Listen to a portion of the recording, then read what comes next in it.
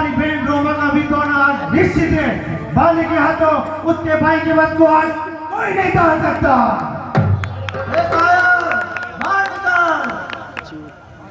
सुग्री और बाली ने एक ही माँ का दूध पिया है। बाली माँ का दूध ल जाने वाला भीरू बन जाए, असंभव।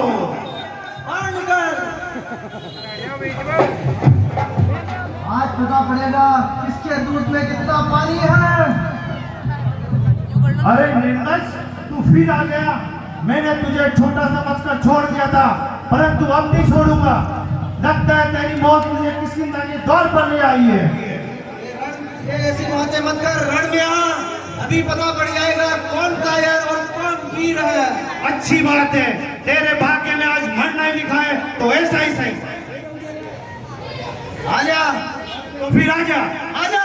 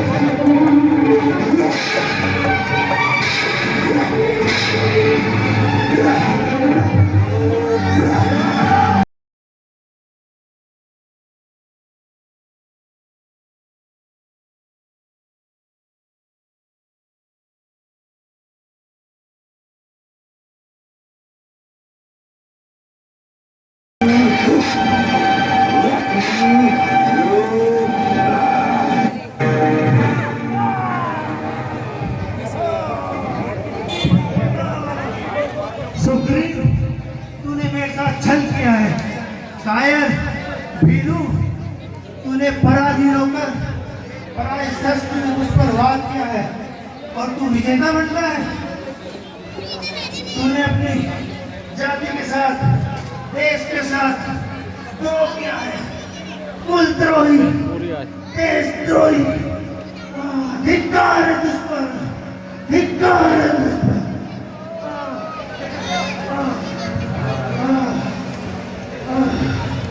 आ गए तो क्या तुम ही वो राम हो, रघुकुल भूषण, आर्य शिरोमणि, दशरथ नंदन? क्या तुम वही राम हो?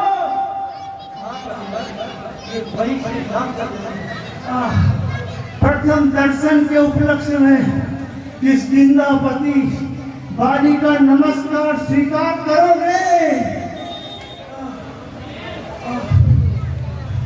हे धर्म ध्वजाधारी, मर्यादा पुरुषोत्तम श्री राम, मुझे केवल इतना बता दो, तुमने कौन सी मर्यादा का पालन किया है राम? आग से छुपकर तुमने मेरे ऊपर प्रहार किया है। यह वीरों का काम नहीं राम, ये तो व्याग का काम है। इस तरह का दुष्कर्म करके क्या तुमने अपनी वीरता पर दाग नहीं लगाया राम? राम बोलो, राम बोलो। आज जगतो भगरे सत चारे, सुन सटय कन्या समाचारी। हनुमान, इनका बाण निकाल दो, इससे इनकी पीड़ा कुछ कम हो जाएगी।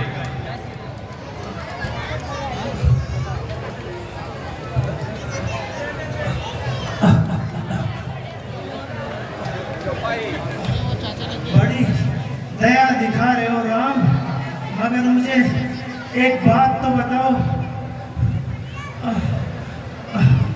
तुम्हारी मेरी तो कोई दुश्मनी थी,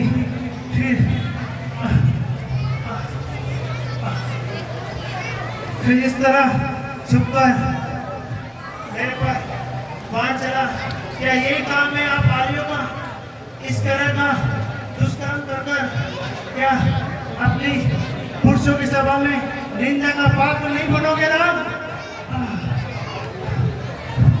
मेरा और आपका तो कोई भेद नहीं था, फिर क्यों ये सुग्रीव इतना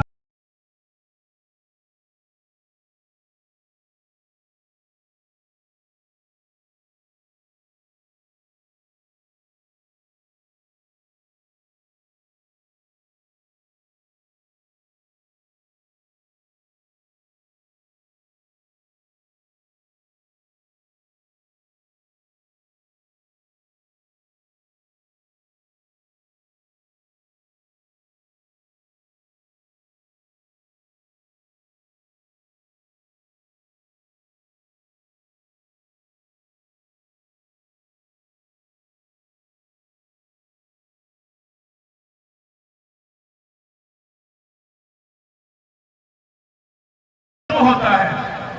सुग्रीव हमारा मित्र है, तुमने उसके प्रति जो अन्याय किया है तथा तुम्हें तुम्हारे दंड देने के लिए तेरा वध करने की मैंने प्रतिज्ञा ली है। रघुवंशी जब किसी को वचन देते हैं तो प्राण जाने पर भी उसको पूरा करते हैं। वचन का पालन करना ही उनका सबसे बड़ा धर्म होता है। फिर इसके लिए उन्हें निंदा का पात्र बनना भी स्वीकार है।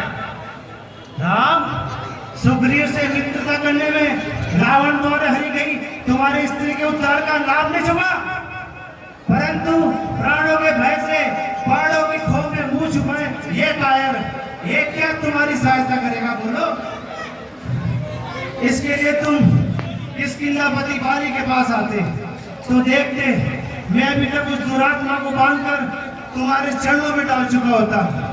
चाहे उसने सीता को सागर की अकड़ताई गहराइयों में, आकाश में, पाताल में कहीं भी छुपा रखा होता, मैं सीता माता को तुम्हारे हवाले कर देता। परंतु जिस क्रूरतापूर्वक तुमने बाली का वध किया है, इस अनीति को तुम इतिहास की दृष्टि में कभी न्यायोचित नहीं ठहरा सकोगे राम, कभी न्यायोचित नहीं ठहरा सकोगे। जो जन्म लेता है वो अवश्य मरता है, इसलिए मुझे मरने का कोई शौक नहीं। मेरे बाद सुग्रीव को किस किस्म का राज्य मिलेगा ये भी अनुचित नहीं। अनुचित केवल इतना है कि तुमने मुझे रणभूमि में वीरों के भांति हराया, तुमने मुझे अधर्मपूर्वक मारा है, तुमने मेरी निरपराध हत्या की है राम। इसका प्रायश्चित कभी नहीं होगा, कभी नहीं होगा। हे वानर राज, आज इस मरणामुख अवस्था में पहुंचकर तुम जिस धर्म, सत्कर्म और नीति की दुहाई दे रहे हो, अपने जीवन काल में उसी धर्म, सत्कर्म, न्याय, नीति का तुमने कभी विचार नहीं किया। धर्म, अर्थ, काम और लौकिक व्यवहार तुम स्वयं ही नहीं जानते। आचार्य के द्वारा धर्म के उपदेश का भली भांति शिक्षा ग्रहण किए बिना ही आज तुम मुझे धर्म का उपदेश दे रहे हो। मेरी निंदा करते हुए तुम मुझे एक अबोध बालक की भांति दिखाई दे रहे हो। तुम स्वयं तो चपल हो और चंचल चित्त वाले चिरात्मा ये वानर तुम्हारे मंत्री हैं। जिस प्रकार एक अंधा दूसरे अंधे को मार्ग दिखाता है, उसी प्रकार ये चंचल मंत्री तुम्हें परामर्श देते हैं। फिर तुम धर्म का विचार कैसे कर सकते हो? तुम धर्म के स्वरूप को किस प्रकार समझ सकते हो? अरे धर्म की बात तो दूर रही, तुम अपने अपरिमित बल के मत में चूर होकर सामान्य लौकिक व्यवहार और सदाचार का भी विचार तुमने कभी नहीं किया। सुग्रीव, पिता, गुरु और बड़ा भाई, ये तीनों समान रूप से पूजनीय होते हैं। उसी प्रकार छोटा भाई, पुत्र, शिष्य, ये तीनों एक समान माने गए हैं। पुत्र की वधू अनुज की भार्या और बहन के साथ अपनी कन्या की भांति ही पवित्र संबंध स्थापित करना पारिवारिक, सामाजिक और नैतिक धर्म होता है। सुग्रीव तुम्हारा अनुज है। तुमने अत्याचार और अधर्म पूर्वक निर्दोष होने पर भी उसे राज्य से निष्कासित कर दिया। उसके जीते जी उसकी पत्नी रोमा को अनीति से एक पत्नी की भांति अपने अधीन रखा। इस तरह तुम्हारे जैसे पापियों का वध करना ही इसका दंड माना गया है। राम, अगर मैंने अपराध भी किया था तो उसका दंड लेने का अधिकार सिर्फ राजा का होता है। तुम्हें किसने कहा था न्याय का भार अपने हाथ में लेने के लिए? ये अहंकारी वानर, तुम्हें यह विदित होना चाहिए, पर्वत, कानन, वनों से युक्त ये संपूर्ण धरती हम इक्ष्वाकु वंश के राजाओं की है। इस समय इक्ष्वाकु वंश के राजा भरत हैं। उन्हीं की आज्ञा का पालन करने वाला और पवित्र इक्ष्वाकु वंश का वंशधर होने के नाते यहाँ के पशु, पक्षी, नर, वानर के प्रति दया का भाव रखने अथवा उन्हें दंड देने का अधिकार मुझे प्राप्त है। धर्मात्मा भरत इस धरती का पालन करते हैं। उनके होते हुए कोई भी व्यक्ति धर्म विरुद्ध आचरण नहीं कर सकता। हम सब उन्हीं की आज्ञा से श्रेष्ठ धर्म में स्थित रहकर तुम्हारे जैसे धर्म भ्रष्ट लोगों का वध करते हैं। हे वानर, सब पुरुषों का धर्म अति सूक्ष्म होता है, उसे समझना बहुत कठिन है। तुम केवल इतना सा समझ लो कि राजा यदि एक पापी को दंड देता है तो वह पापी उस दंड को पाकर निष्पाप हो जाता है, किंतु वही राजा यदि उस पापी को दंड ना दे तो उस दंड का फल राजा को स्वयं भोगना पड़ता है। हे वानर, मनुस्मृति में मनु महाराज ने भी यही कहा है, राजा वै कृत दंडास्तु कृत्वा पापानि मानवाः निर्बलं स्वार्घ्यम् आयन्ति सन्तः सुकृतिनो पदाः शासनात् वापि मोक्षात् वा शासनात् वापि मोक्षात् वा स्तेन पापात् प्रमुच्यते राज्यात् शासनं तद्वात् वाप्नोति किल विषम्।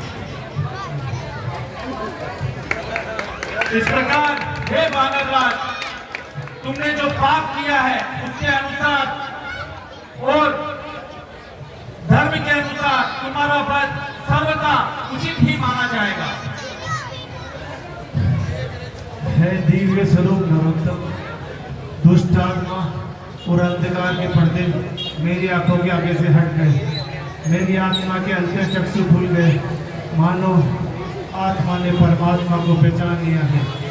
आपकी अमोघ बाण की पीड़ा की प्रमादवश मेरे मुख से जो आपके लिए अनुचित वाक्य निकल गए, उसके लिए मुझे क्षमा कर दीजिए प्रभु। आप तो परमाणु तथ्य के यथार्थ ज्ञाता है और मैं धर्म भ्रष्ट प्राणियों में अग्रगण्य हूँ। मेरा अंत मुझे अचेत कर देना है प्रभु। इससे पहले मुझे अपने पाँव की रस देकर पाप का प्रायश्चित करने दीजिए प्रभु।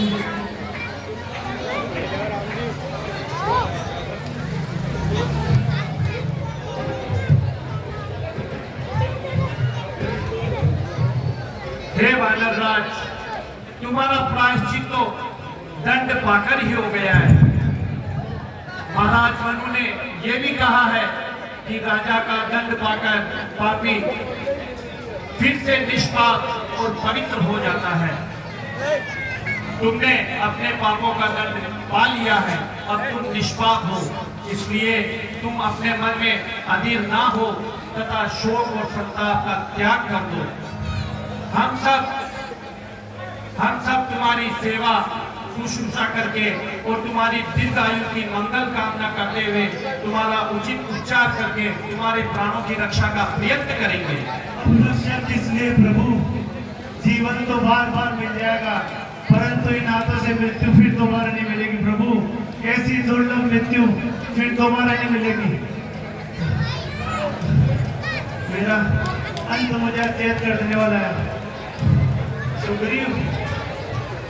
सुग्रीव, ये मेरा भ्राता सुग्रीव मेरे समान बलवान है और ये मेरा पुत्र अंगद। इसे आप इन दोनों की आप अपनी शरण में ले लें प्रभु, दोनों को अपनी शरण में ले लें। तुम्हारी अंतिम इच्छा अवश्य ही पूरी होगी। हे बाली, अब तुम मेरे धाम को जाओ। मेरी चेतना लुप्त होने वाली है प्रभु। जय श्री राम।